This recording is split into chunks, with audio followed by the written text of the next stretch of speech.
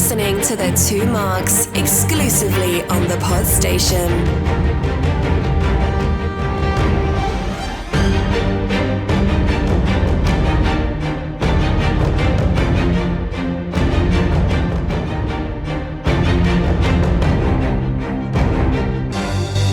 Welcome, listeners, to a new show brought to you by The Two Marks. This time we're embarking on a vicarious journey of discovery. Is it new, though? Here he is, he's back. It's not new. It is new. We've had this conversation every episode. Ruined that intro, haven't you? Continue. I want the interruption in there. Yeah, but you had that, what, 2 episodes ago? I know, but I've forgotten. It's And a then long time since the last Ishtar episode. said, didn't we sort this out in episode 5? Well, yeah, no, but if we do these episodes like closer together, I won't forget this shit. Well, I'm hoping there's no existential crisis that's going to come across your life that requires that to be done. Hopefully not. Hopefully not. Your year's just been, let's get it all boxed off in 2022. 2023 is going to be boring as shit. I hope so.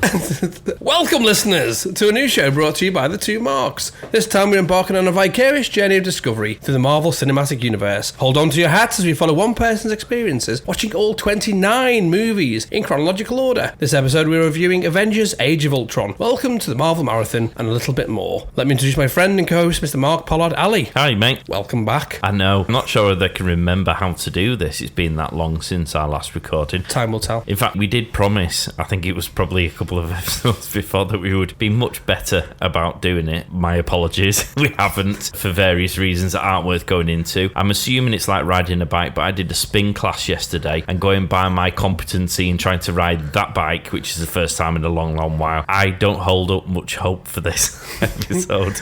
I would say it's like riding the bike without a saddle. Well, Just don't sit down. Or a wonky saddle. Or do sit down, depends what you like. yeah, I had a wonky saddle. It was my front bits that were taking all the pressure. Moving on. So you're not sterile. Yeah, my bruises at the front end, not the back end. Looks like he's got a platypus in his pants. Anyway, how are you, mate? I'm okay, thank you. I'm a bit sore after the gym. Oh, hello. What are we doing in this gym, people? Well, I didn't feel like I got battered around the ring. That's certainly the truth. I did go on the running machine. Do you think that's the next Lord of the Rings series? Battered around the ring. I think it has been battered around the ring. It won't cost $1 billion, that's for certain. I was on the running machine because for some reason in the gym, people don't like to leave any empty space between someone. So if you and I wanted to run along together, I hate that. we'd be all right. So I ended up having to go on the one farthest away in the corner, which But was that's okay. good. I don't mind that. Because when you're getting sweaty and hot, and when other people get hot and sweaty, you don't want to be right next to them, do you? No, it's when they do all the flicking of the hair like a Timotei advert and you get bits of sweat in your mouth. Why did you look at me when you did that? Because you used to have long hair. Do I flick my hair? You do a little You bit. used to look like David Ginola. Well, I wish. No, I meant the hair. If you squint, where I was they going to say, if you squint and stand on your head With a sack on your head. from about a mile away from me, I probably do look a bit like David Ginola. What was it? David Granola. His poor prototype.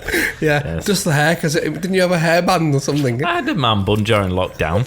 You rock that man, boy. I did, thank you, love. He did. Well, yeah, he did. I mean, at the end of the day, I refused to get my hair cut for fear of dying painfully with this killer disease we were all being told about. And because it took so long before we were able to go without fear of dying, I had a man bun by the end of it. But the man bun went, I had it cut off. And Yeah, but didn't you have one of those things that you used to have in school? Well, not you, but girls used to have in school to keep their hair in. well, what you've got to appreciate is it takes a while for it to grow. And during the mid phase where it's not quite able to go into a man bun, it just looks even shitter than the man bun did. So you have to kind of keep it in some sort of order. What's it called? I'm looking A at you. headband? Is it headband? Yeah. Right, okay.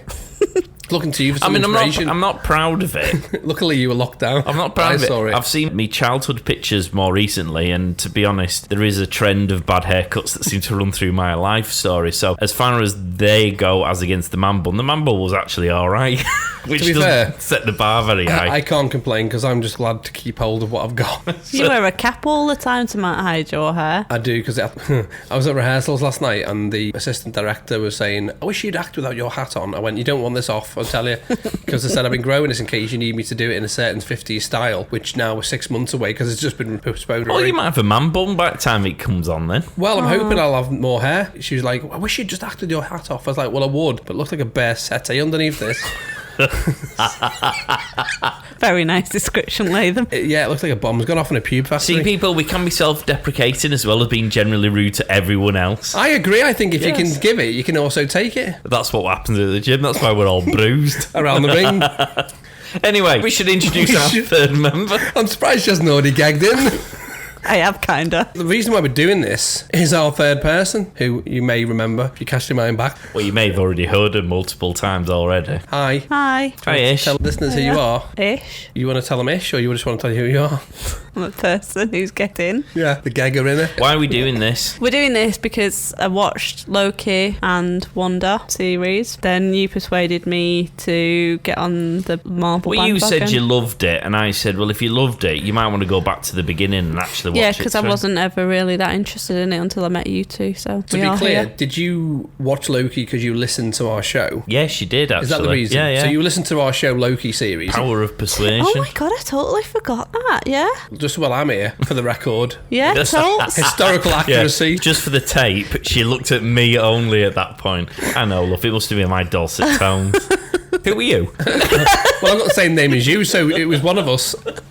So you listened to Loki podcast, then you watched the show, and then you gagged in. You invited me. I don't remember. I did not. All right, Pollard invited me. I think I invited you. I had a jewel of an idea because we always meant to do Yes, this, didn't we? yeah. We You always meant- basically wanted a girl. we wanted to go through the Marvel films Yes. in its entirety, but it was that far down the line. I think we both felt A, it was a bit like hard work, and B, couldn't be arsed. With Ish starting that journey from the beginning, it actually gave us an excuse to go back and almost relive it vicariously first time round, Yeah. which is what we've been doing. And as we've already mentioned in the intro, which was 20 minutes ago, we're doing the Age of Ultron, which is where we're up to now. You were also a diversity hire. I was a diversity hire, brown and female. Aye, well done, And a bit lads. soft. I'm also a lesbian. Shut up. Just didn't tell you. That's all right, I'm fine with that. It's a bit weird when you get to the marital room. It's like, not interested. I did explain that in the intro, but you always like to mansplain the... He does like to in- mansplain, yeah. So that was 20 minutes ago. Yeah. And Well, now we're I've up. forgotten. This is why we keep on having the same argument at the beginning of the show. And Yes. we're on film number 12, is it now? Oh, 13. Christ only knows. 13? I'll do the maths. It's taken us 13 months, maybe, to get this far. That's actually not far off the truth, yes. We've been miserably clugging our... Actually, this is number 14 of the films we've watched. I think we started recording together about August last year, didn't we? August, September. Is that fine. when me and you first met, Latham? August last year? He unveiled you, I think, a bit earlier. July. Yeah, because obviously we did Loki. We did. True that. You'd heard Yeah. Loki. So. Why do you have 14 films on your list and Latham only has 12? Who are you asking that question to? I'm assuming it's Anyone. Ishtar. Yeah. Anyone who's called Ishtar. How am I supposed to know that? How many have you got? I've got 13. I've got 13 as well, you plonker. There's 14 here. There isn't. Oh, there you go. Your numbering's all to cock. Not on this one, it isn't. Right, it's right now. Power of technology. Jesus. Anyway, continue. The best thing, now we've sorted out that domestic, is what did you think of the film? I loved it. I loved it 'Cause for this- many reasons. This is the first time you've seen this? First time I've seen this, Because yeah. I know this is called a rewatch. We're rewatching it. You're Yeah. watching it, aren't you? For the first time. Yeah, I Um, mean, I was quite giddy at the last Avengers because everything was coming together, and I felt a similar kind of buzz when I watched this one. A lot of characters were introduced. Well, a lot. I'm saying 3 new characters were introduced, one of which was obviously Wanda and Vision. And because I've seen the Wanda series, that's why I was the extra excited. And also, it was a progression on the lovely Jules. What? The Jules. You're going back to his cycling again. They're bruised. Thanos' Jules. Right. 'Cause, The yeah. Infinity Stone. That's the one, yeah. Oh, do you know what I've forgotten is your power of description. I've forgotten, for the benefit of people who don't know what is going on here, your description of the Avengers get together and Tony turns up. Yeah. Starkness. So his jewels, yeah. The Jules, Yeah, yeah. got It's you. all very exciting, basically. It's coming together, isn't it? It is. It's really nice. I mean, there's a couple of introductions to some new characters. You've touched upon them in Wanda, Quicksilver, I suppose Ulysses Claw, Yeah. and Ultron, although he gets wound up as deaded at the end, so you can't necessarily count him. But this felt, certainly the first time round and even more so this time round, like it was almost a further padding of the first Avengers film. So you were taking what we learned up to this point from all the characters. They were almost giving you a bit more detail about perhaps some of the people who were less focused on. So Hawkeye gets a lot of Screen time, yeah. in this one, which he obviously didn't in the first Avengers. I felt like that's kind of how this story progressed a bit. It's definitely peeled back another layer of the MCU onion, because moving forward, as we expand the universe further, there's characters in this film that are backdoor entries to it. Seriously. Smash it in, as Hulk would say. He'd ruin you, wouldn't he? We've already had that conversation. You think your balls are sore? You look like beginning a bonanza. Anyway. So, pretty much this film brings back the old favourites, new people from other films that are back into this, Yep. as Mark said, along with new characters, but characters that take it to the next step. Massively. I can't go into it because we have a rule, which is if it hasn't happened, we can't talk about it. And I realise it has happened, but at the time of this film, it hadn't. But when I do the Easter eggs, it will make sense. And these are all big budget films because all these characters are just thrown into Yeah, this is a proper wage bill of a film, isn't it? Yeah. Don't know, still will have been a heavy one. Perhaps when you get to Endgame, Infinity War, that wage bill's probably doubled again, haven't they? Yeah. Now they've become really established in their characters. It's But like, right, That's okay, right, yeah. I don't know what to the end of that one. It felt like a bigger film, though. Did it? Yeah, it definitely did. It felt like it was bigger than the first Avengers film. Okay. Yeah. Yeah, I'd go with that. Would you say this was a better Avengers film? Well, they did no spoilers because Oh, we're going to do our can't, yeah, scores at the that's end. Wink, wink. no. Steady. I thought she said that sneaking He around. ended up in court last time someone said that to him. Right, should we go chronologically through the film? Have you got your notes ready? I know it's been a while, but you must remember how important your notes are to this, because we need to go from I mean, beginning. I'm not being funny. When she first started doing this, she used to do reams of notes, Yeah. none of which she actually Conscientious. generally used to read, but she did. She did do it. Yeah. You were obviously meticulous, and I'm notoriously shit, as we say in every episode, at notes. And yet, out of the two of us, bearing in mind we watched this together, I'm the only one who's made any notes. Really? She was like, I'll just use yours. I was like, wow. I chose to experience the film this time. Yeah, but we but did watch it twice. Oh, yeah, but the first time we watched it So was we watched it the first ages time to experience ago. it, and the second time to make notes. Was the first time for you to have a sleep, and the second time was to make notes? It is a long ass film though, and we usually watch it really These films late. aren't getting any shorter. No, I know, that's why we only managed to rewatch this time. You wait for Infinity War and Endgame. Yeah. You need to book a day off work for that. Yeah. No, we'll start in the morning when I'm fresh. That's a travel lodge. At the that end of is. a bleeding day when I'm tired. You need to get on the phone to Lenny Henry, see if you've got any rooms free. Okay, chronologically. Use your notes then, yeah? Yeah, let's use my notes and see how we get on. I see if I can drag this out long enough for it to make an episode. So we start with an exciting bit of drama and action. That was the word I was looking for, action. Very difficult from the English language. Yeah, we start with them attacking the Hydra fort, which I think was an interesting scene to exhibit how well they've gelled together as a team. The tableau of them all coming together. They're all sort of working together as a team. They're using each other's weapons. They're spinning each other around, or they're setting people up to be whacked by one of the other members of the team. There does feel to be a cohesion. Oh, yeah, nice. I know. It was an exciting way to start the movie, wasn't it? Full of action, everybody doing their thing. The lols straight away with Captain America. Let's put my cards on the table here. I think Captain America was splendid in this film. As always. He was the lols, as well as being the Leader of the righteous pack. leader of the pack. Unlike Tony, who's just causing no end of murder, Cap was both fun and witty and brave and pure And pure. and sexy.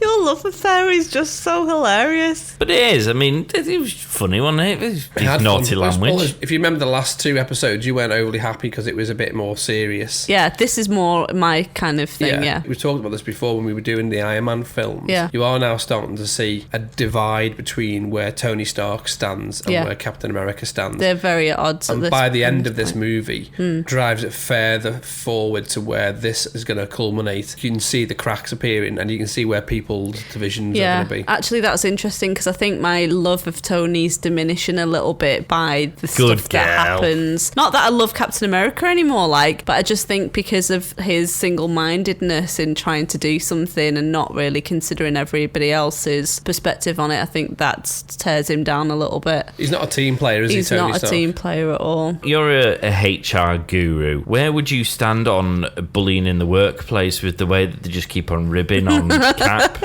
for what is a very innocent statement? I feel he gets his raw end of the deal pretty much throughout this film. Because he's been frozen, he's missed out on 30, 40 I know, years. but he's got to be bullying in the workplace. He takes it like a champ, doesn't he? I mean, that wasn't the question. He might do. What? Yeah, we are going back to the bullying. Bullying is not okay. There you go. Would you have brought Tony into your office? He would have had disciplinary action, yeah, probably. All right, good to know. 50 Shades, just to demonstrate that it was not acceptable to be a bully. By bullying him. Sticking with the inappropriate behaviour in the workplace, where do we stand on members of staff rubbing each other's wrists to calm themselves down? Because Hulk gets himself a nice little bit of rubbing from Black Widow in order to become less tense, which is ironic because if she'd have been rubbing my arm like that, it might have had an opposite effect. It is interesting that the more she rubbed, the softer he got. Yeah. But surely that's inappropriate workspace. That's opposite to what happens if you rub me. I'm all for that. I'm actually thinking an e-petition would work to bring that back in the workplace. So No, but if you're disciplining Tony, surely you'd be disciplining Natasha. Unless the Hulk was complaining about it, no. He doesn't talk when he's the Hulk in this, so Yeah. he wasn't. Maybe he's a victim because he can't speak. Yeah. But he can speak when he's Bruce Banner. He's aware of what's going on with Natasha. But if you secretly love it, is Bruce going to go, you know when you were rubbing me off before? Which As long as he don't complain, it's fine. And that's the HR guru's top tip of the day. Thanks, tune in next week. Great. How many people get rubbed up at work and don't complain about it? Not everyone takes that to Where HR. have you worked? To be fair, they do complain, but by the time they realise they didn't enjoy it, they're 72 years of age. So, Exactly. So there is a statute of limitation. However, Yeah. let me ask this question. Let's reframe this. And if you want to write in, ring in or whatever. The two marks at thepodstation.co.uk. If Black Widow is rubbing you off, would you complain? No. There you go. There you go. So HR or not, it doesn't matter, because if Black Widow came up to me and started rubbing me off, I mean, obviously Captain Britain, clearly. But if... She'd snap it off. She'd ruin my wrist. I wouldn't be able to use it. If Black Widow came up and started rubbing any male or female... We are talking about his hand here, so let's just keep it but in... rubbing his wrist is still a bit more of an intimate moment, isn't it? And it's because I think it leads to give you an impression that there's something happening there, isn't there? Well, and it does obviously give that impression because they love each other. I think they like each other. They love... Why it doesn't develop, it seems Bruce Banner gets a little bit inside his own head too much and talks himself out of, quite frankly, a relationship where he'd be punching about 15 weights above what he should be doing. If you've watched The Boys season 3, there's a clear example of what would happen if Black Widow ended up with the Hulk and he suddenly got angry whilst he was inside her. Oh, Ouch, yeah. Ooh. Wouldn't it? Mm-hmm. yeah. Not good. No. Yeah. Flashback then. What, what do you mean? To the boys. To the wedding night. To the boys, that's horrible. That was the little cheeky nod to the Ant-Man. Yeah. We do, in this initial action scene, we find ourselves introduced to Wanda and Quicksilver first time. We did see him at the end of a post-credit sting. This is the first time we actually see them in action. And they're pretty handy, aren't they? Well, they're referred to as the twins, aren't they? Not what I normally say. Their origins have been slightly changed in the post-credits. It's seemingly that they've got their powers from the Tesseract that has been tested on them. Right. At the time of this movie, Fox owned the rights to those, so they couldn't use the word mutants and they couldn't mention the genealogy of where they came from. Because technically they're offspring of Magneto, aren't they? Allegedly, I'll go into that later in the episode, but you are right, they are mentioned in the X-Men films. Well, actually, there's a Quicksilver in the X-Men films, but when this is on, Fox wasn't owned by Disney. Right. Now they own the world. It was another iteration of Quicksilver. Cool. So yeah. I like the powers as well. I think it's nice that they had something very, very different to what the rest of the Avengers have got. Well, I mean, there's two things about Quicksilver. The first thing is I was gutted when he got killed because he is a really interesting character with his powers, although I guess perhaps they just felt his powers were a bit too useful and got rid of him for that purpose. The other interesting thing is that this film actually came out at pretty much the same time as a rebooted X-Men film film, didn't it? In which they also had a Quicksilver. So you had two Quicksilver characters in two entirely different franchises, played by two entirely different people, which is, I remember it being really weird at the time. Yeah. The reason why they were allowed to do it is because in the comics, which is the legal basis for these things, Quicksilver has been a member of the X-Men and the Avengers, so they were allowed legally to use him. It makes sense to kill him off. If you've got someone who can do those things, then it makes any plots you've got moving forward pretty easy to resolve. It's the Captain I was going to Marvel say, thing. it sort of feels why they took Captain Marvel off the board. Pretty hardcore. Arguably could have gone a few rounds with several villains across the MCU. So it made sense just to put her somewhere else where she's got other responsibilities. With Quicksilver, it was nice to have him in it. And actually the two movies portray him in a different way. He's anyway. a lot lighter and more fun in the other version. He's quite witty in this one, but it's coming from a more serious place. I feel they've got a darker backstory in this one, haven't Yeah, they? it was interesting. The sad thing is, I think because they were limited so much with what they were allowed to say with the X-Men version of Quicksilver, they did allude to his backstory more. And I suppose you need to have some loss, otherwise you go into the next film and no one's going to get killed. Well, they stuck to the pretty consistent storyline of everyone hates Tony. That was the go-to line, wasn't it, really? Gonna say, when you were talking about Quicksilver and how powerful he was, Wanda's no slouch either, even in this film. At the moment, she's not fully recognised her potential. I don't think she realises how powerful she actually is. Because she was still knocking out some pretty good stuff, even in this film. Well, they focus more on the mind control aspect than the other parts that they couldn't delve too much into. Oh, imagine her getting lost in your mind. I mean, she'd never come out again, would she?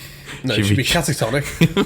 She'd just be staring off into the void. She'd be going in there thinking, right, this guy's getting it, and then coming out just horrified. Drooling. She'd be in a mental hospital. That'd ruin her. That's my superhero power. Dark Filth. mind. Yeah, so she wouldn't come out. She'd just be drooling somewhere. Anyway, probably now we know it's all owned by Disney. They can play around with the character more. Obviously, you mentioned WandaVision without going into that. Yeah, but it does give a good context to what that series, so it's So definitely that'd useful. be, I would say, kind of a revisitation to where this For fits sure. in. Yeah. Because now they own the rights to it all. They can go back and go, this is all canon. They didn't really delve too much into her powers, but you can see from this film that she has pretty hardcore powers to manipulate people. Yeah, 100%. Yeah, No, but you it know what I is. mean. Look how much she managed to tear everybody down just by doing that. Oh, she caused bloody murder. Mind you, I've known plenty of people in my life who've wandered into a group of people and caused bloody murder by opening the mouth. But yes, anyway, she was powerful. She was an awful lot more powerful than, is it the Baron? Who, ironically, is a character I recognise, even though I've never read the comics. Baron Von Strucker. I mean, as far as the baddie goes, he was pretty shit. He surrendered inside of the first 30 seconds and seemed to serve no purpose other than the devious experiments that they were carrying out leading up to that point. He's quite prevalent in other shows, and there was another Fox show called The Gifted, which focused on the Von Strucker family. But in the comics, he's a main character. I know, that's why I was quite surprised that he didn't really get more of a look in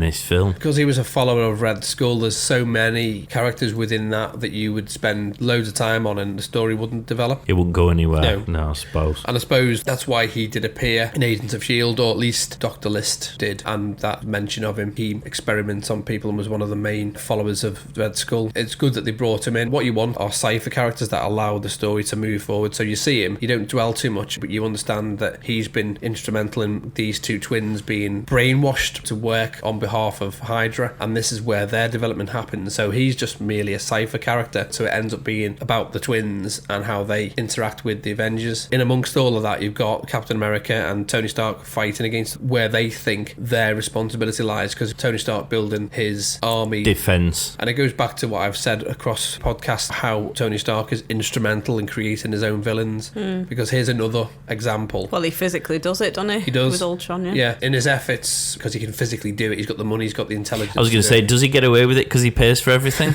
That seems to be the stance he he does pay generally their takes. wage. They do get paid by him. Technically, he's on their payroll, so Captain America might lead the group. All of the stuff that he has, and He's still Tony's bitch. That's the division vision where it's starting to show the cracks. Tony's like, we don't need to answer to anybody. We just do it. Okay, so quick poll then on that note. Where do we stand on the Tony Captain stance as it is? Do you understand, sympathise and support Tony's concerns and the steps he's taken, albeit, as Cap quite rightly says, it's usually the people who are trying to keep peace or protect peace that end up causing wars? Or are you with the Cap who, just generally helps fix things when they happen? Oh my god, that's so one-sided description of that poll, Well, how would you describe it then? Come on. No, look, I'm not going to re-describe it, but... No, you No. it, 'cause All I will say, in Tony's defence, just to balance that shit out a little bit, is that he's obviously seen a vision that nobody else has seen, right? So he knows of things that could potentially happen. Yeah, but he saw that vision after he'd already started doing the whole Ultron plan. That plan already sort of existed prior to the vision. The vision just merely made him more determined to go through with it. And I don't think he did it with bad intention, if he'd have known that that was the result of it. But if people don't experiment, how do we move things forward? Wow. If you're an animal rights activist, then please send an email to ishtar@podstation.co.uk. You heard it here first. Love to see you lipstick on a frog. It's already been done, probably. Oh, right, yeah. You're going to argue Tony's corner? Basically, that we do need to move things forward, and although I don't think that he should have done it in the way that he did it, he should have consulted with the rest of the gang and just say, this is what I'm thinking, what y'all think, like a good team player. What do y'all think? Is What that do where y'all he's from? But he didn't. He was just like, yo, Hulk, let's just do this. And Hulk's obviously just gone along with his mate. Well, he's got a bit of a bromance going on with Bruce Banner. They hasn't have, he? yeah. Well, the way I look at it is he has the money and the mind to do it, and if you can, just get on and do it. Yeah. No, you're a bit like, Amen, Latham. but you're a bit like that, aren't you? Yeah, but that's why I'm a prick. Nobody likes me. Oh, I like you. I mean, that probably says more about you than it does the rest of the world. I'm on Tony's side for this. Yeah, me too. If I was a multi-billionaire and I could make things and I like tinkering around. But you would ask the others, though, wouldn't you? Yeah, that isn't the answer to the question I was looking for, because you're saying, oh, I'll do that, fine. But in terms of who you agree with on a point of principle, are you more take the risks of building this AI technology over which you potentially have no controls, no experimentation to determine how safe it is, but we're going to do it anyway because we need to preempt what might come? Or are you on more Cap side? I'll tell you exactly where I am. I understand Captain America's principles based on his 1940s understanding of the worldview, but Tony Stark has been in space, seeing the Chitauri invasion and experienced something. I mean, he wasn't there for that long, was he? He was only there for about 10 seconds. I think that's probably 10 seconds more than his suit would filled up of poo, because I don't know how you would cope if you'd been flung in. Bear in mind, he had a suit that was running out of energy and was just... And also, he probably wasn't even that conscious when he was there. So when you say he experienced the battle in space, he was probably unconscious with a suit full of poo. He saw the Chitauri invasion. No one else saw that. And obviously from Iron Man 3, he suffered from the PTSD that came with that. Yeah. He, moving forward, has experienced that, and that's affected him. And because of his PTSD and his ability to make these suits of armor, which he controls, by the way, in fact Jarvis controls, so he knows it's safe to a point, because that's the whole point of this movie, isn't it? But Captain America's experience is, let's not have that happen. Let's be a team and respond as a team would. Tony's part of the team. He's funding everything. It's his building. It's his tech. They're on his payroll. He has the ability to do it. So he does. A sentence you've used. It's easy to ask for forgiveness and permission, and that's what he's done. He's just gone and done it, and they've gone, what? That's where I stand, Team Stark. You're obviously Team Cap. Oh, totally. And I'm in the middle. There we go. We posed this question in a previous episode. Perhaps it's a good time to revisit it, not least because the next scene in this film is the after party prior to us meeting Ultron, where lots of shenanigans occur. With this being in mind, who would pass the pint test out of the Avengers now? If you were at this party and Tony turned up and wanted to start not talking to you because he wouldn't, he'd talk at you, would you hang around for that drink, or would you fuck him off and go find someone else? I was going to say, this may need to be a quick fire decision because I've got a lot of people I'm supposed to go through. No. You wouldn't have a drink with Tony? No. I didn't drink. But No, I don't either, but metaphorical, let's say a Coca-Cola. Yeah, a pint of Coke. No, I wouldn't. You wouldn't? At that particular party, no, there's loads of people. Would you have a pint with Thor? Of Coke, obviously. Yeah, 100%. Yeah, I'd have a pint, because he'd be showing off his ham, wouldn't he? He would, totally. Cap? No. I think he'd annoy me. Yeah. Okay. I don't dislike him, by the way. He would. No, I think his self-righteousness and his... He'd get on your tits. States. It's because he's USA. You build that wall. Build that. He's all that, isn't he? Hawkeye? Yes. The Hawkeye, definitely. He's a bit down to earth because he's literally got a bow and arrow. He's funny. He's funny. Black Widow? Yeah. Rubbing my wrists. Banner? Yeah. Yeah, I think I would. He'd get very sciencey though. My eyes would I glaze think he'd be a over. really dull conversation. Nah, I'd like it. I'd like a convo. Rhodey? No. I reckon he recycles story like he does these underpants. He'll be telling the time him and Tony did something. Yeah. Got to look at this big picture. Everybody who's super, and most of them have inherited Stark technology. Who made them super? Tony. Correct. Rhodey would be a bit boring. He'd be doing what you did on the Top Gun episode. He'd be like, oh, us pilots. Oh, I remember the time I was getting chased by a F-19 Hornet. Like, all right, Rhodey, where's Bruce Banner gone? He's working out pie. I would love a pie. Now, we had at this party, or rather at the after party, was the try and pick up Thor's hammer. Now, we had to go doing this in your office, in the recording studio. We totally did. Where is that video? I don't know, you know. It must be I somewhere. must I have think it. it might be in the folder I somewhere. broke a nail. That was so funny. We might have to redo it down the office. Looks a bit more pleasant. We had a go at doing it. Obviously, the Avengers had a go at doing it. We see Vision later on picking up the hammer with a breeze. Did Cap move the hammer? Yeah, It it did. moved. Yeah, you saw it move because we saw Thor's face. Thor was laughing his little cheeky face off, wasn't he? And then it moved a little fraction. And went, he was "What?" like, shit. Yeah. Now, do we think he could pick it up properly? Or do we think he was playing it? Or do we think just by virtue of the fact he was able to move it slightly? It seems to be one of those weapons where you can either just pick it up or you can't. Doesn't seem to be a happy medium where you can pick it up slightly, but it's a bit too heavy. Well, you've got to be worthy of it, haven't you? I know, but just to be able to move it suggests he's worthy. Well, which it's- obviously destroys all of your arguments for the last 5 minutes It about your suggests self-righteousness. that wasn't willingly moving. It only works in the hand of someone who is worthy. The hammer is sentient and allows itself to be moved. The question becomes far deeper. Did it move or was it resisting the movement of Captain America? That is, Dun, dun, that is dun.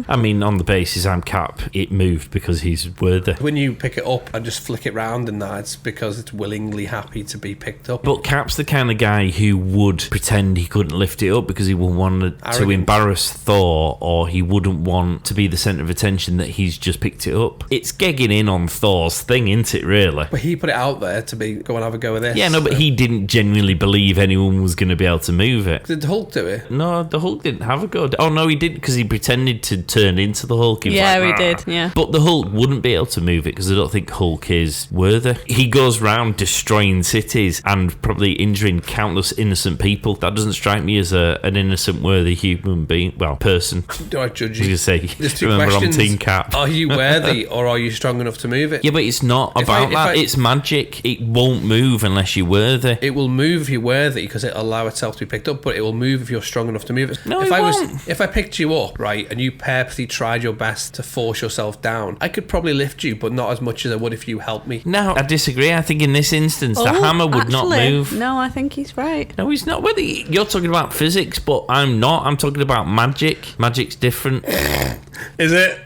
Totally. Tell me all about that. Anyway, speaking of magic, we meet old Ultron. Oh, it's good. It's a good intro. He's all like broken, but not really broken. Snarly and dribbly. Yeah. Like me in the morning. That is you in the morning. Proper scary looking. You don't know if he's a goodie or a baddie. That is definitely me. That is so him. Don't know what side of the bed he's woken up on. You would do, wouldn't you? Because otherwise he would have rolled over you.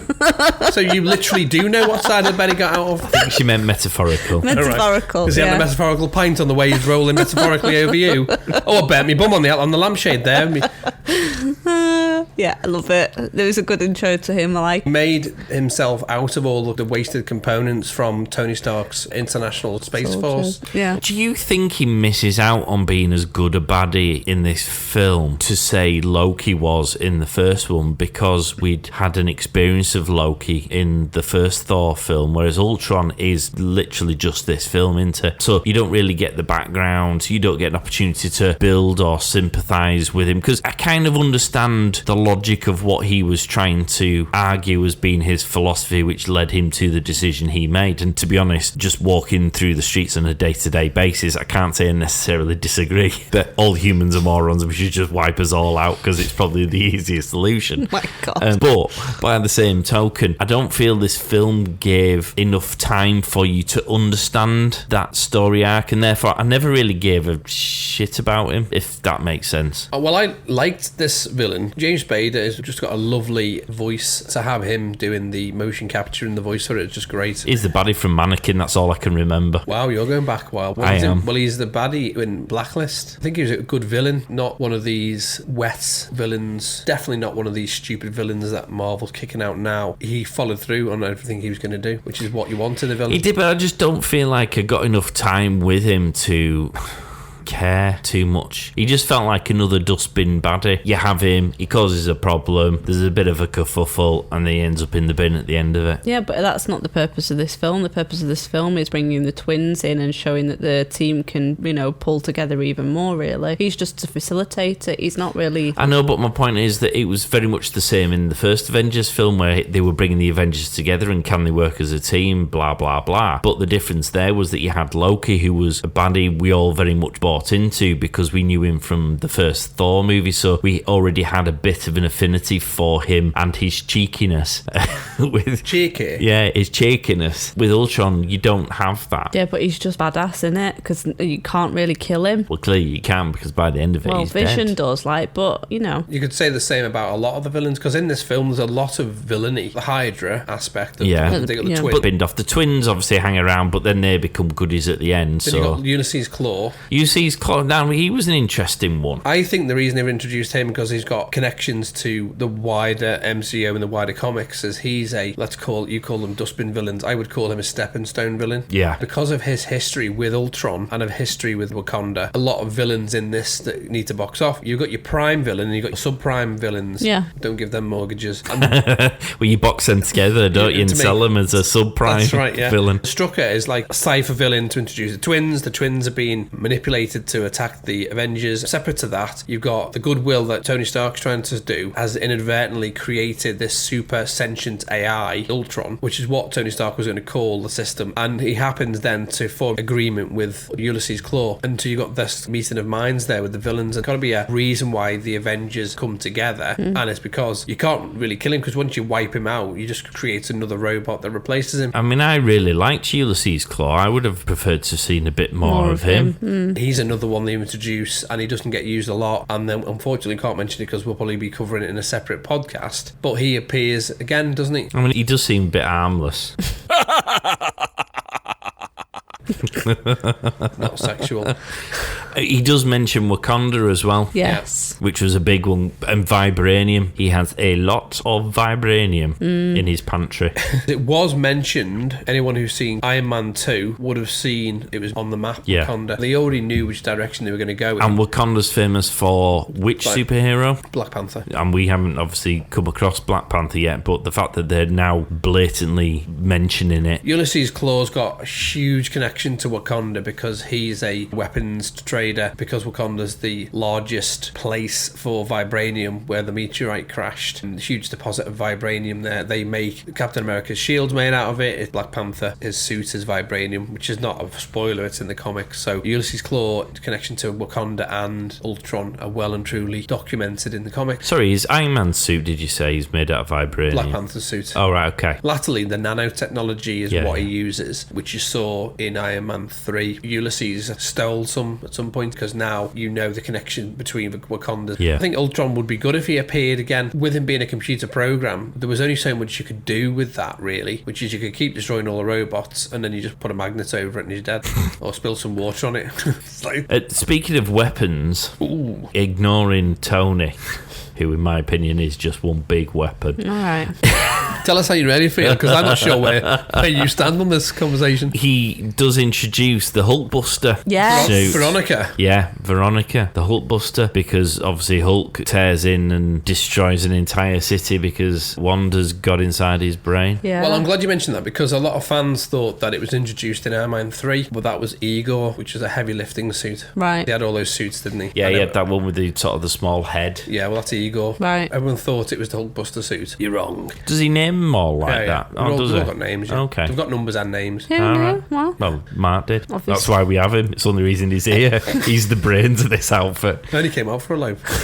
But no, the thing is, Tony Stark learned from his mistakes. Not very well. Slowly. The reason why I'm saying he does is because one of the suits that is in Iron Man 3 is a space armor suit following what happened in the Avengers when he ended up in space, so he created one. And then on his second Mark II suit, he makes the adjustable flaps on his retro thrusters, because the first one, he ended up flying out into the desert, didn't he? So he does learn from his mistakes. And then when he lands in Avengers Assemble, if you notice when he goes into Stark Tower, his nano suit, his feet retract so he lands softly. Loki can't hear him enter. So he does learn. Wow, interesting. Between the two of them, they did an inordinate amount of damage to that city, which wouldn't have stood them in particularly good stead popularity-wise. The funny thing, because I said this to you, and I was like, oh, Tony Stark is saving those people from the lift, but then he's going crashing through buildings. There's 4 people in there. 55 million have just witnessed and been part of the other recklessness. Well, he lost that heritage grant. He drags Hulk through the building and goes, oh, how quick can I buy this? Lols, because I'm just about to bring this building down, ignoring the fact that whilst the building might be empty, a bit like what happened with the Twin Towers, if you bring an enormous skyscraper down, it doesn't matter how direct downwards you do it, it's the fallout in and amongst the immediate area. And I don't know if you noticed, but there was 3 lanes of traffic either side of that building, which was full. In the MCU, there are things that legislate superheroes. It means then you can't just please yourself and smash things to bits. But it's where the division comes further then, isn't it? Near the end of this film with Sokovia. Before we go on to that, we have Thor, who, the reason why Hulk obviously destroys the city is because Wanda's got in his brain and given him a whatever vision it might have been that was going through his head. She also does likewise to Thor. Obviously skirted over Kat and Natasha's because they seemed pretty boring, but Thor's actually seems quite pertinent and quite important to where this Marvel arc is headed. For his story. Yeah.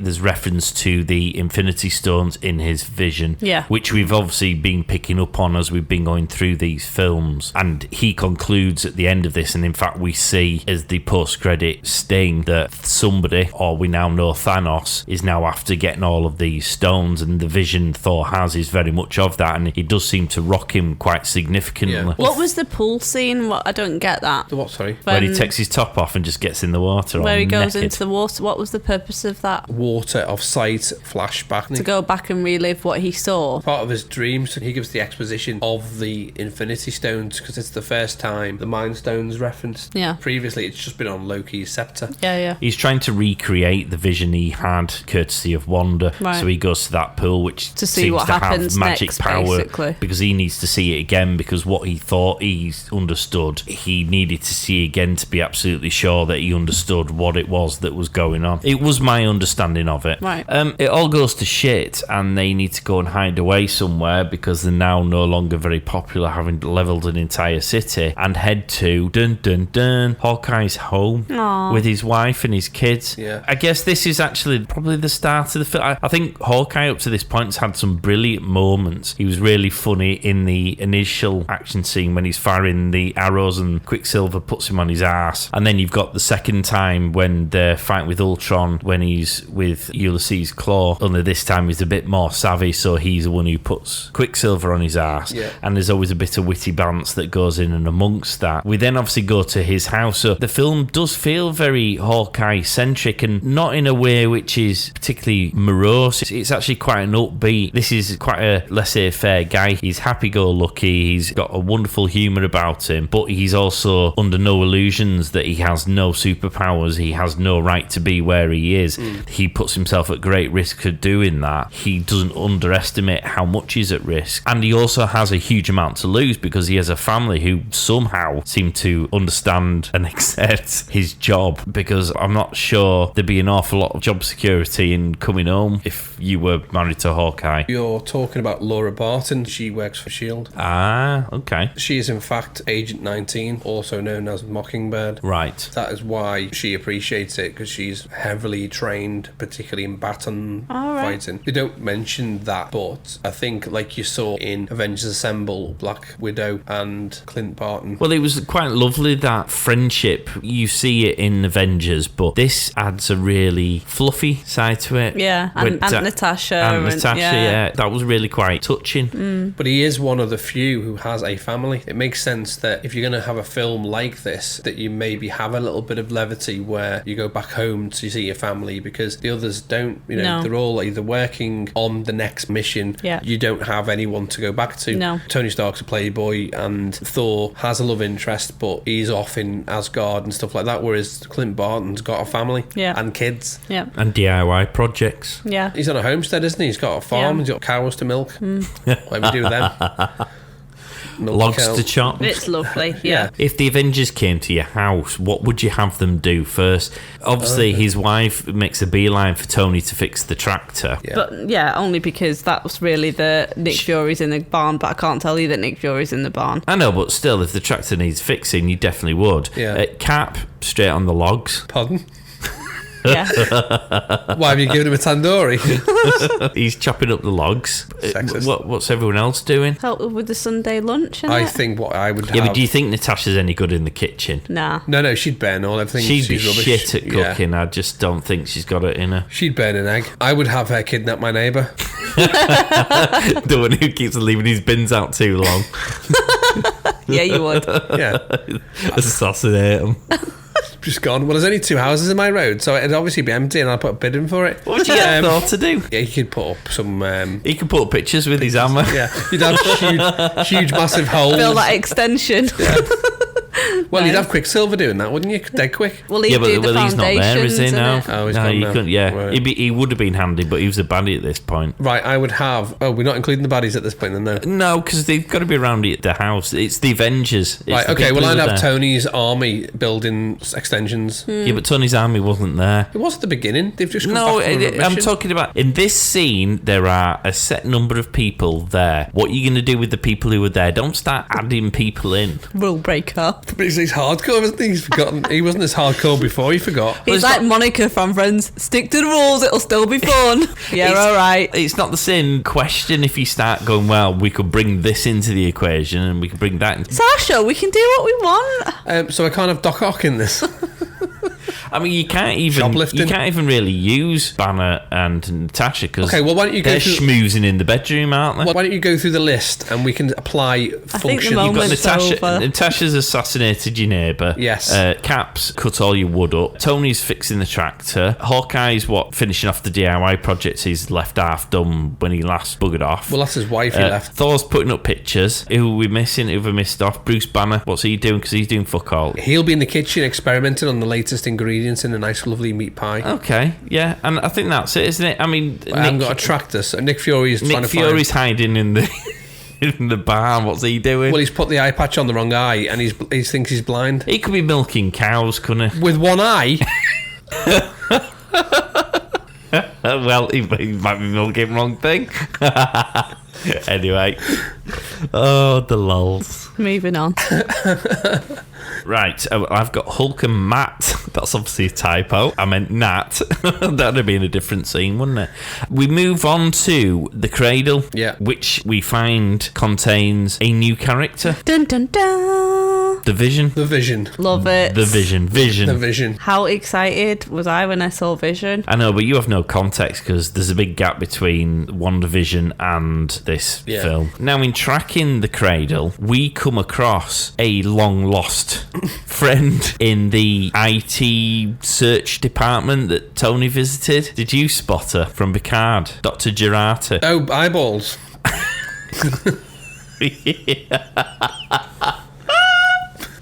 She can find an internet link, but she can't look straight. You two are wrong, I swear. And she had a really shit Russian accent as well. I didn't notice that. I was too busy trying to work out what she was looking at.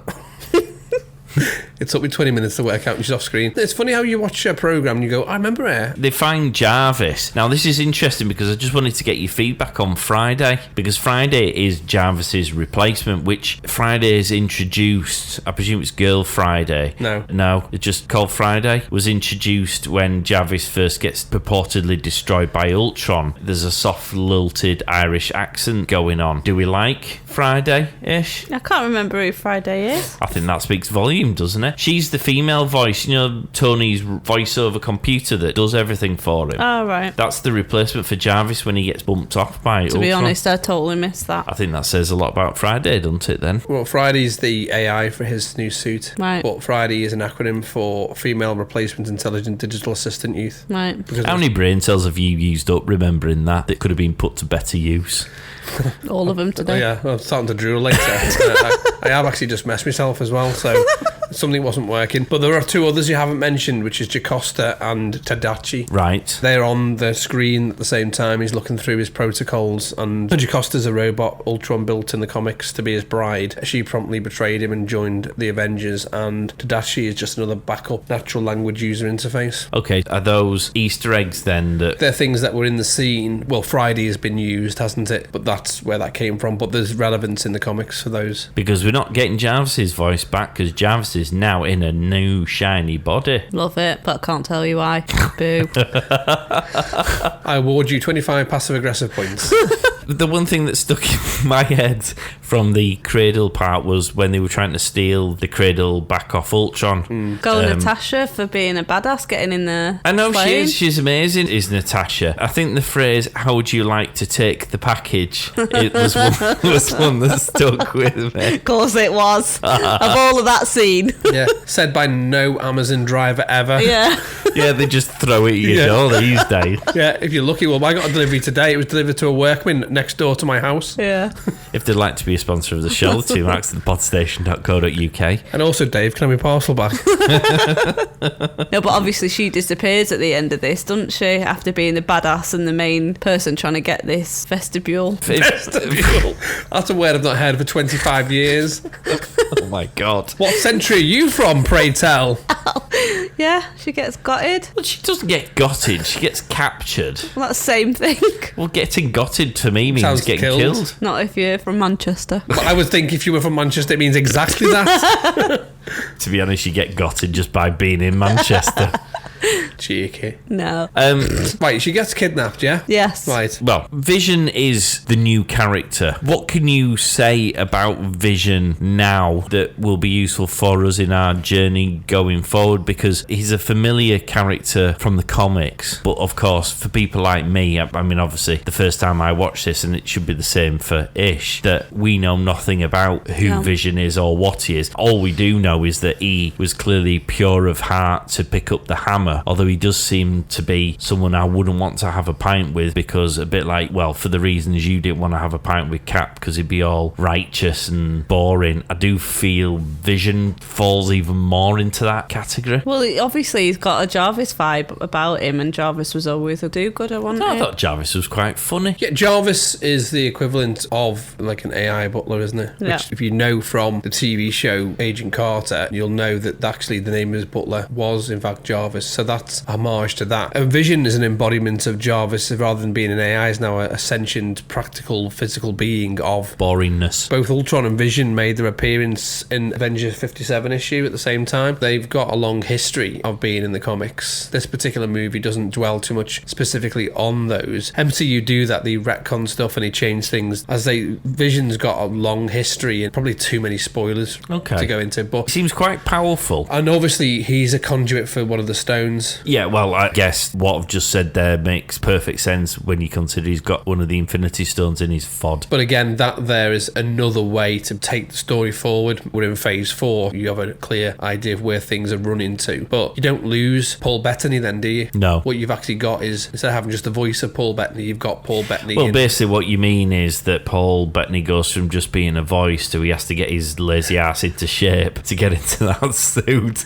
I bet they're like, right, we're going to give you a physical embodiment. Oh, really? Yeah. I was enjoying eating those donuts whilst watching them lot working out. Doing his voice recordings whilst chomping down a Chinese banquet, and they go, Not anymore. yeah, he's like 25 stone. He's like, you're going to be on Age of Ultron, what? You've got 6 weeks to get your ass into some sort of order. He seems to be a really boring character for me on first impressions. He seems really too goody-goody two-shoes and incredibly powerful, which, as we all know, my Superman complex is just an instant turn off for me as a character. What about you, Ish? What can I say now, though? You can say. Well, you can talk about your impressions of Vision. Well, the fact that he has the Mind Stone embedded into his body is an interesting thing, because you know how significant the Mind Stone is when it's been used in the past on Loki's. Do you think Loki's going to shove his scepter up his arse and walk around with it? It's like a lollipop. No, I thought that was powerful, and obviously we know that the stone harnesses the best of that person, doesn't it? Is it that it accentuates it a little bit more or something? The Mind Stone? Yeah. Yeah, it kind of imbues the person who's holding it. So Exactly. it exaggerates the person. So if you've got a dark heart, It'll make exaggerate it darker. those. Yeah. And if you're like, Well, Vision's the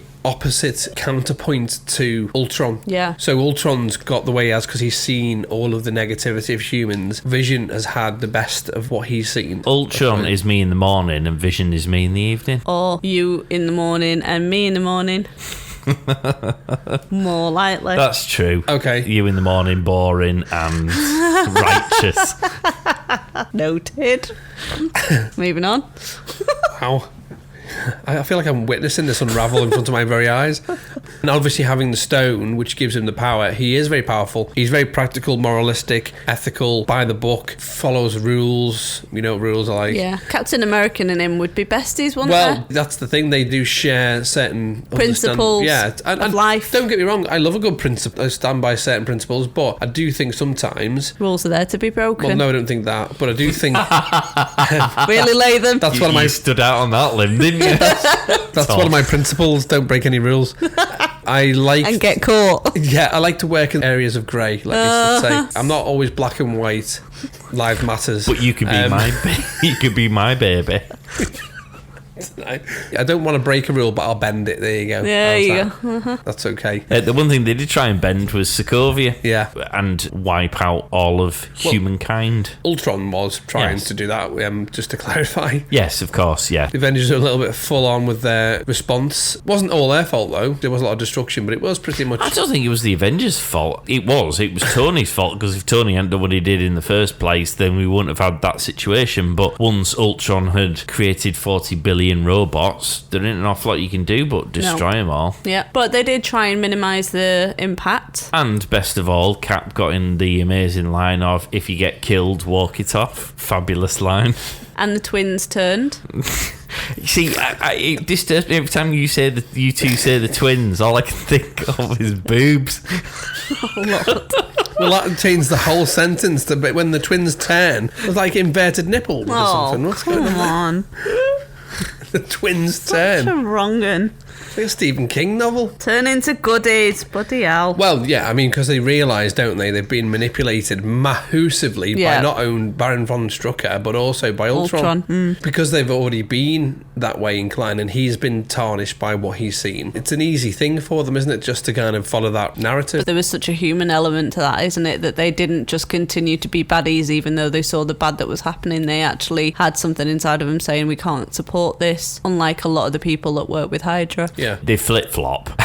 I mean, they clearly didn't do the research properly when they picked a side, and then as soon as they realised, they flip-flop faster than a flip-flop. What they did is what Generation Z do, is don't fact-check. They were told something and believed it. Yeah. So they went on Twitter. Twitter said the Avengers, well, maybe not now because Elon Musk's got it. Twitter said the Avengers are bad, and they went, yeah, I'll believe that. Yeah. They didn't fact-check, whereas if they had fact-checked and gone on to Google, not sponsor, The two marks at the podstation.co.uk. they would have found out that actually the Avengers are good. Aye. Unfortunately, one of them didn't last that long enough to be that good. Before he gets killed off, Hawkeye gives Wanda a magnificent pep talk. Oh, right. Yeah, he does. He's married. We've found this out. Yeah. Yes. Great pep talk. And yeah, he dies. He died while running really fast as well, He did. which seems a bit daft to die when you should be able to dodge bullets and stuff. But did you think he might survive that? I did have a feeling he'd have to go. Can't explain why. It was just something about the character and the fact he wasn't on screen much. Yeah, there was an awful lot of Under Armour getting warm on the spandex. It was, yeah. I mean, that's going to chafe running that fast. Although, again, I feel that his powers should and could have been better curbed. I can't remember whether I'm just making this up. One of the issues of running that fast is that it burns so much calories because of obviously how hard his body has to work. And therefore, he can't indefinitely run that fast because he needs to refuel and needs to recover. Whereas in this film, there doesn't seem to be any indication at any point that he's running out of steam. Occasionally, he stops and blows out a puff.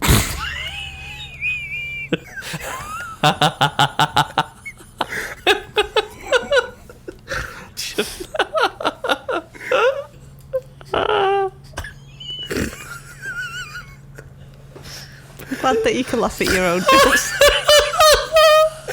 What about the running? But you don't. Oh my god. It's hilariously bad, isn't it?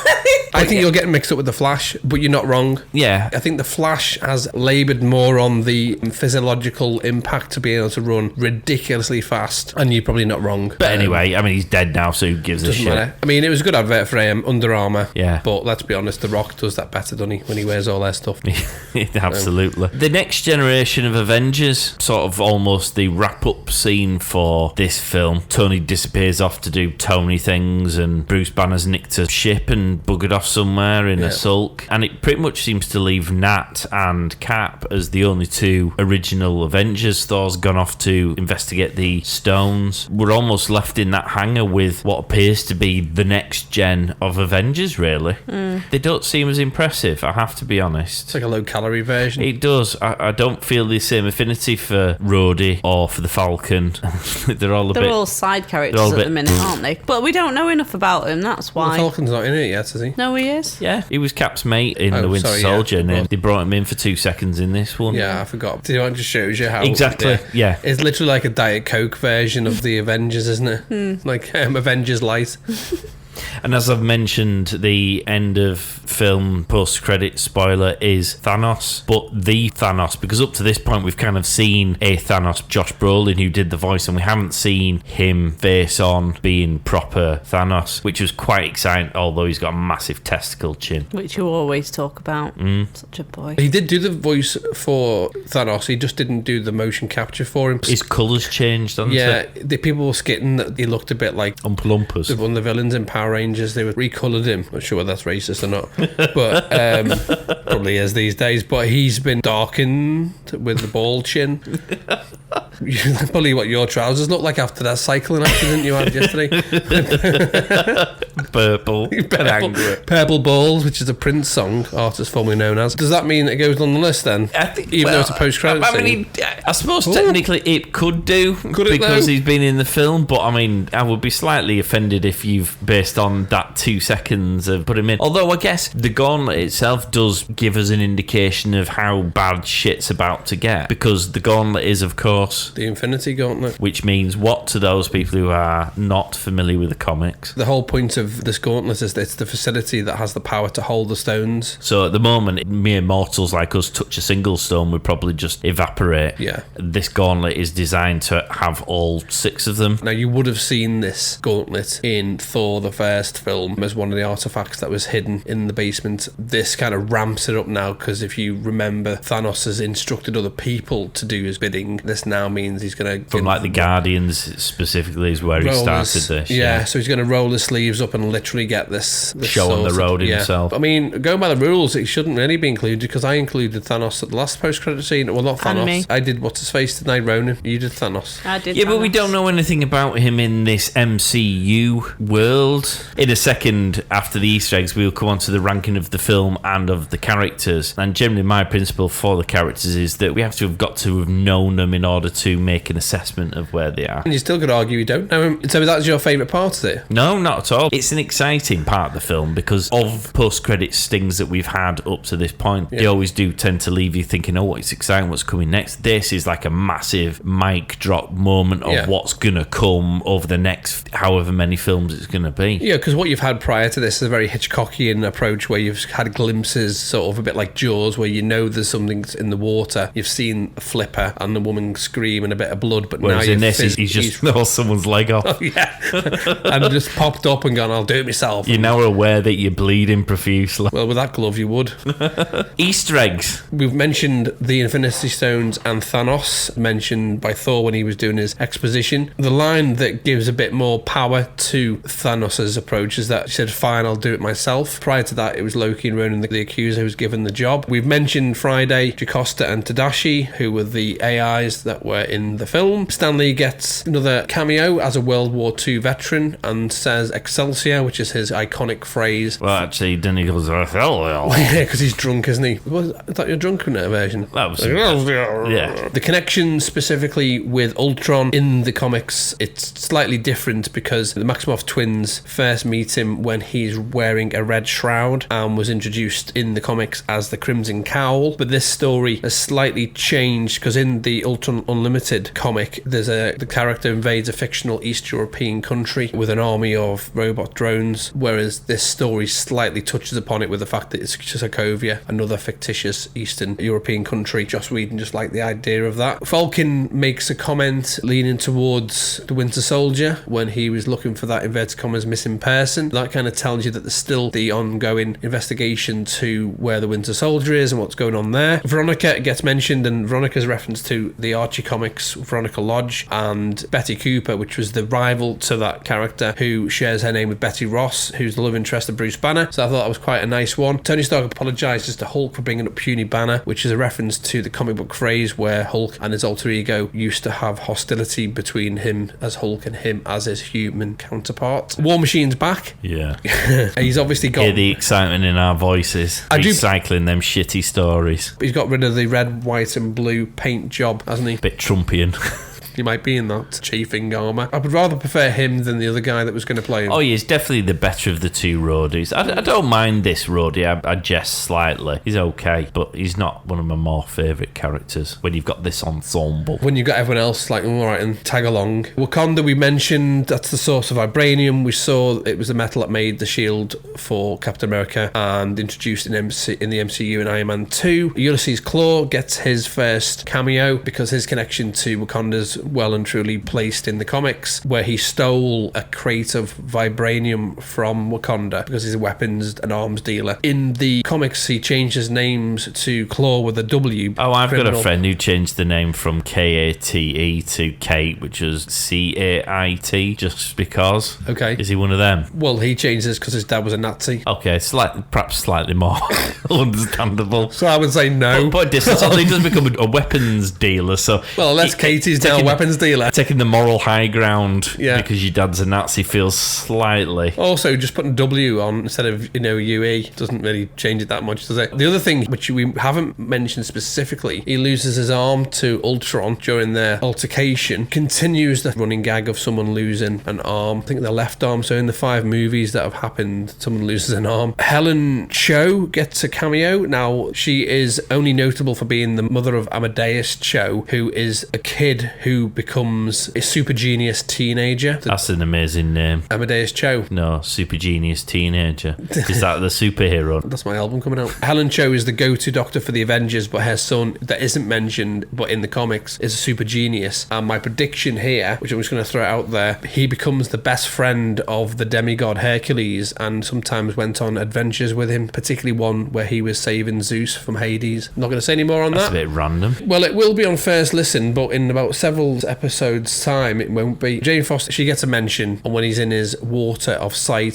flashback or flash forward or whatever it is, he's in that. But he's obviously doing well for himself because he's got a sports car now. Yeah. Tony's probably paying for it. Yeah, I was going to say he's paying for it else, yeah. When they're lifting a hammer, Black Widow doesn't partake at all. There's no way she's going to be worthy. Well, this is what you would think, you see. However, in the comics, in the What If comics, issue 3, called Age of Ultron, after Thor is killed by Black Widow, she's able to lift a hammer and actually takes on his name. Wow. Baron Wolfgang von Strucker, we mentioned, he's in this. His introduction was in Agents of S.H.I.E.L.D. with Howling Commandos. Dr. List is in Agents of S.H.I.E.L.D. and then in the Fox show The Gifted, the von Strucker family get more expansion because that's in the X-Men universe. And then Ultron talking in his monologues about invaders and creating Avengers, referencing World War II superhero team that fought the Nazis, specifically Captain America, which he was one of the founding members before joining the Avengers. So he's making that connection between between Captain America and the Avengers. Captain America gets his shield upgrade, so you're skitting at Tony Stark, but his magnetic shield is returned to him and upgraded, which is a link to the comics. He usually goes to the more hands-on approach later down the line rather than having magnetics. That probably got him in trouble as well, HR. But the hands-on. A dead Chitauri Leviathan ship is featured in the Hydra workshop. Tony Stark's nightmare vision sees dozens of them, which is possibly hinting that Thanos still has lots of them at his disposal. Crawford, which was an Easter egg, appeared on Truck, which can be seen when he's having the fight. Could be referencing Dr. Gregory Crawford, Bruce Banner's mentor, who went on to become a Hulk-like creature called Ravage. There's a moment in the film where there's a memorial to the first responders of the Battle of New York, placed at Grand Station Central. We mentioned Laura Barton, who, as I've mentioned before, was Agent 19, and in the Ultimate Comics, she was killed by Black Widow. Everyone likes choking Tony Stark. In every movie so far, someone's grabbed Tony Stark by the throat, and Thor has done the same. In this film, we get a flashback to Black Widow doing ballet, straight out the comics to the Red Room, which expands her story. We've already covered a little bit about Vision and Ultron. There's a complicated history to Vision and Wanda. Wanda did have other love interests. One important one to mention, which I'll mention it now, Wonder Man, who she met while she was working and serving as founding members of the West Coast Avengers. And in several months' time, we can revisit it. Simon Williams was working in the family munitions business and found guilty of embezzlement and went to prison. He got out on bail because it was paid for by Amora the Enchantress. No, they were in competition with Stark Industries, but he blamed the reason they weren't doing well on Tony Stark because they were in the munitions industry. But Amora the Enchantress paid his bail, and Baron Zemo asked him if he wanted to be a test subject, and so he then went under treatment for an ionic ray, which gave him superpower, and he got the name Wonder Man. Shit name.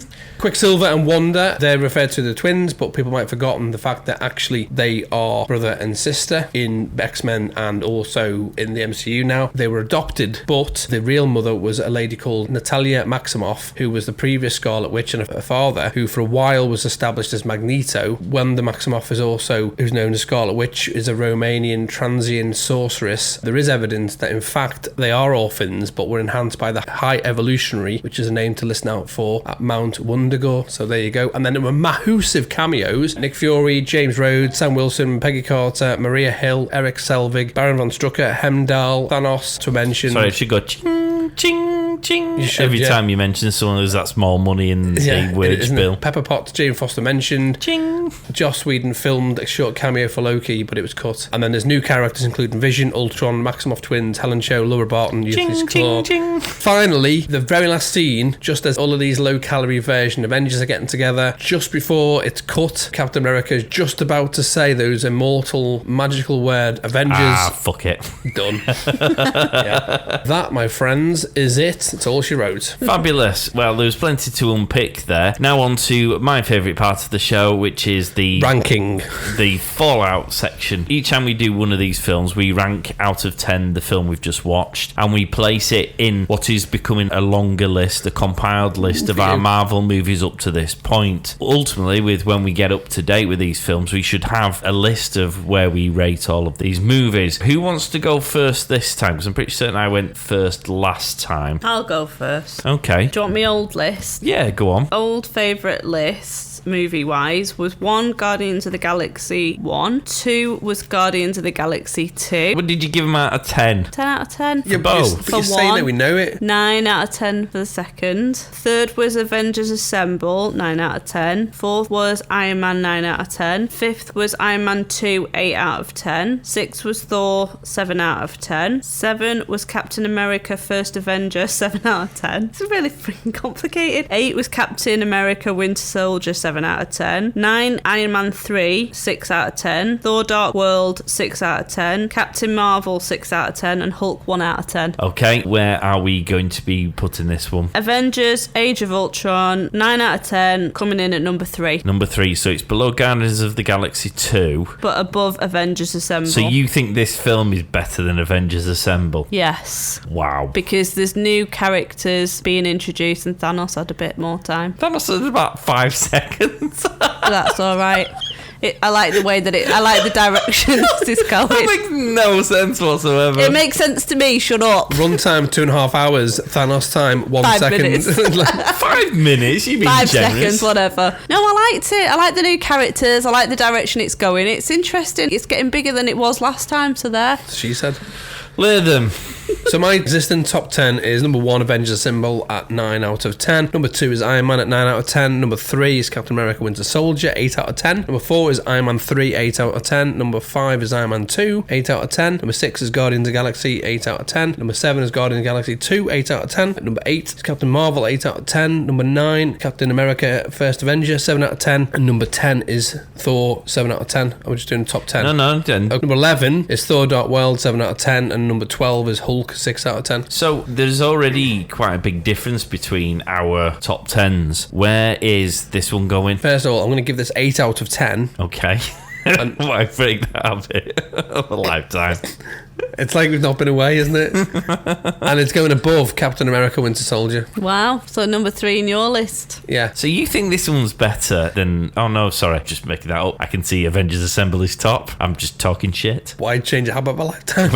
Quite exactly. So it's a solid 8 out of 10. Does this mean because it's the topic could have easily gone into the 9 out of 10? What stopped it from going 9? I think because, well, although I like the villains, it's going to sound like I'm going against what I said earlier. You've got this problem where you've got a lot of stories. If you're not careful, I mean, it didn't happen with me, but I can think that if you're not careful and you miss a bit, it would be very easy to lose the thread of what's going on. Not because I didn't think the villains were particularly bad. There was just a lot of moving parts and there was a lot of subplots going on. The more characters you introduce, the more time they've got to spend unraveling the story, but you lose the plot because you're filling in gaps so the viewer understands why is it important about the Red Room, for example. I think it lost points on the fact that it was quite a busy movie. Okay. Like Ish mentioned, you've introduced Ulysses Claw. For me, I got excited about that. If you're not a comic fan, it's another character to start thinking about. Okay, who wants to know what I gave it? Come on, Pollard. Right, my existing list was number 1, Avengers Assemble, 10 out of 10. Guardians of the Galaxy, 10 out of 10. Iron Man, 9 out of 10. Captain America Winter Soldier, 9. Captain America First Avenger, 8. Thor, 8. Guardians of the Galaxy 2, 8. Iron Man 3, 8. Oh my god, I sound like Latham. Iron Man 2, 8. Captain Marvel, 7, Thor Dark World, 6, and right at the bottom, Hulk, 4. This is going in... I'm going to give this an 8 out of 10. It's very difficult because Marvel don't make bad movies, so far, with the exception of Hulk, which I would technically say doesn't fall within this universe because it came way before they actually thought about what the friggin' hell was going on. But they don't generally make bad movies, so it does... Most of them tend to fall within that 7, 8, 9 bracket. This one is a solid movie. It's an enjoyable movie. It's got lots of humour. It's got lots of characters that get lots of good time. It's a good movie, but I do think it just lets itself down a little bit. Feel the baddies I never really connect to, so I don't really care about the story plot. If it wasn't for the development of the story arcs of the people I already knew and liked, I actually wouldn't give a shit about Ultron. Ultron comes and goes almost as quickly as the movie. It's like literally, oh, who was Ultron again at the end of it? There was no fear of him. There was no weird moral... like with Loki, you can almost sympathise with why he's the arsehole that he is. Well, there's none of that with Ultron. I feel this leaves a big hole in this story arc. That's why it's going in at number 6. So at the moment, it's right in the middle of my movies. Right, moving on to favourite characters. The idea is that we will be left ultimately with a top 10 list of our favourite Marvel characters. And the rules are that they have to have been in the movie and we can only move them in the top 10 ratings provided they've been in that movie. So for example, in the Captain America movie, you can move Captain America up the rankings, but you can't say move Iron Man if he's not been in the movie. What happens is we might put someone at number 1, but actually they slip down from that number 1 ranking until such time as they're in another movie, at which point we might move them back up again. Who wants to go first with their top 10? Latham, do you want to go through your ridiculous top 10 as it currently stands? Just my top 10. Number 1 is Iron Man. Number 2, Bucky Barnes / Winter Soldier. Number 3, Loki. Number 4, Talos. Number 5, Red Skull. Number 6, Aldrich Killian. Number 7, Star-Lord. Number 8, Trevor Slattery. Number 9, Captain America. Number 10, Ronan the Accuser. I just remembered how funny he is. top 10 is. It's just ridiculous. Now you're going to tell us you ain't changing I mean, any if of them, you aren't think of all the characters that have been in the Marvel movies and Pollard's got the list of every character that has been in the movies. He's hedging his bets. Yeah. There's a couple to go in. Okay. I mean, I might... Well, I can't, actually, because he wasn't in the film he was just mentioned. So I'm going to put in, under Iron Man, so at number 2, Ultron. Even though he's dead. But yeah, but he's in the movie. In the movie, yeah. Oh, he's going to be I mean, if that was the case, pretty much all of Latham's list would have been wiped out. No, I know, but he's just that's going true, actually, to isn't get it? jibbed out of the list eventually because he's Ultron. already gone. Okay, I mean, all right. He's not. I can't believe you've got Ultron as your second favourite character out of all of the Everyone. 13 Do you know, movies you've watched do you know so far. why I like him, though? Is because just the guy who voices him and a name we've completely forgotten again. Peter Slattery. Peter Slattery. What? No. Trevor. No, the guy who voices Ultron, who we just had it. Michael. No, just James Spade. Thank you. Bloody hell. That memorable name. James Spade, it's the voice, it's the whole thing for me there. Don't mock it. I'm going to move in at number 4. Can you, my heart's just sunk. I don't even know who you're putting in, but I already know I'm going to be disappointed. I'm putting Ulysses Claw in. Of course you are. Of course you are. He's been in the film for 5 minutes and he goes in as your 4th favourite character. Oh my god. Jesus. Right. You need to do a graphic for these top 10 now, I Pollard, know. because it is so brilliant. We are going to do it, I promise. Right, what is wrong with my list? Because out of this film, right, what you're going to put in? You're going to put Eric Selvig in. You know, you're not, are you? Let's be honest, right? At the moment, my top 10 consists of Iron Man, which is lovely. The other ones that are in, they would have already been in, wouldn't they? They would have been in on Avengers Assemble. Brilliant. You're such a knob. Is that it? I'm just trying to Are those think. all the additions you're putting in? Yeah, I think so. I'm just trying to think of who else was in there. Warrior 7. No, he wasn't any good. Robot 4. Exactly. I don't know. I'm tempted to put in. No, I won't. I was going to put in Wanda. I won't bother. Okay. I'm gonna. No, you know what? I'm going to stick to my guns. I'm not going to take any more criticism. I'm going to stick to my guns. It's a great list. It's solid. Yes, the half of them are dead. But it's not the point. At the point of this list being done, they were alive and kicking. Well, maybe not. I mean, if you added pretty much the on-screen time of all of your top 10, it's probably less than One movie. one of my characters. Yeah, it's probably less than a single movie. It's probably the end credit scene of Thanos. Right, Ish. Go on. No, you go. You want me to go first? Yeah. Are you doing it strategically in case you need to change it? Well, not only that, but he always goes last, so. My existing top 10 is number 1 Rocket, number 2 Drax, number 3 Baby Groot, number 4 Star-Lord, number 5 Groot number 1. You see, we've just watched 2 Guardians of the Galaxy in a row, which is pretty much entirely list upset. is the Guardians. Yes, upset my entire top 10. Number 7 Captain America, number 8 Iron Man, number 9 Black Widow, number 10 Loki. So that Right, was my existing. You mock top me, 10. but 2 of your characters are plants. One's a badger. A raccoon. Yeah, same thing, innit? I've actually got quite a few changes to mine. Okay. My new top 10 is number 1 Rocket, because I love him. He is what I would be if I was a raccoon. Just a good talk. Number 2, going right back in at number 2, Cap America. I think he's funny and witty in this film, and quite rightly is the righteous beacon of hope for all of mankind. But I love that Rocket got in above him still. Yeah, though. totally. Yeah, a CGI character. Yeah. Yeah. The love is faltering a little bit. Number 3 is Hawkeye, because I just love him. The guy's got no superpowers whatsoever. Well, obviously he's gifted with the old martial arts and shooting stuff, but at the end of the day, he's got no right to be doing what he does, and yet he's also got some witty bants So going is it a on. pity vote then? No, I just love him. Number 4, Drax, Baby Groot 5, Star-Lord 6, Groot number 1 7, Black Widow moves up into number 8 slot, Thor moves into number 9, which means that Iron Man drops right the way down to number 10 and is just clinging on to my top 10. So we're polar opposites then? It would appear so. Okay. Ish. My current list is Rocket, number 1, 2 Drax, 3 Loki, 4 Baby Groot, 5 Star-Lord, 6 Iron Man, 7 Black Widow, 8 Thor, 9 Nick Fury, 10 Thanos. I mean, Thanos should not be in that list at all. Thanos is totally in the list for previously mentioned reasons. I would like to make one small change to this list. It better be to put Cap America in the top 10. Thanos back in. No, I have decided to move Hawkeye up. He was previously 13. He's now number 9 after Thor and before Nick Fury. Thanos is jibbed from my list for this particular one. That's the only change. You cannot mock me. Of all the characters in this film, she's just taken a character she already had out of a list and put it back in the list. I mean, it's just...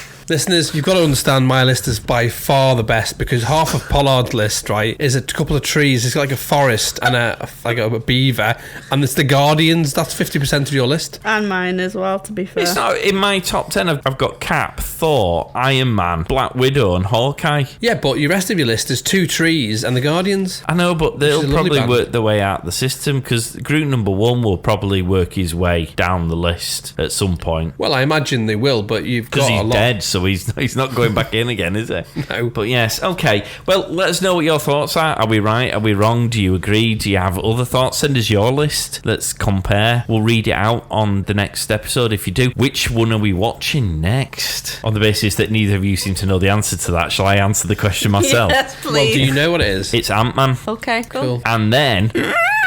it's Civil War. There's a little bit we just came out. The time you've been waiting. So yeah, Ant-Man's a great film. Ant-Man is a great film. Looking for spoilers. Ant-Man's a good film. So I'm looking forward to watching and reviewing that. Spoilers. Ant-Man's a great film. Well, people might go into that and not want to know it's a good film. Yeah, shit. I'll reserve Or judgment. is it? Oh, yeah, who knows? Maybe we're just joking. Yeah, I mean, will you remember it? No. You'll be asleep by I halfway will. through. It's a long film, isn't it, Ant-Man? I think. Well, she doesn't make any notes, so she doesn't need to be awake anyway. And Yeah. going by a top 10, she knows fuck all. Whatever. You didn't even say allegedly either. No, I know. Ish, always a pleasure. Never a chore. Thank you for joining us. Cheers. Thank you. Yes, no, thank you. And thank you, listeners. Are you not going to say anything? No. No, I say goodbye. When did you say goodbye? Bye. Bye. Bye. Thanks for gagging in. Excelsior!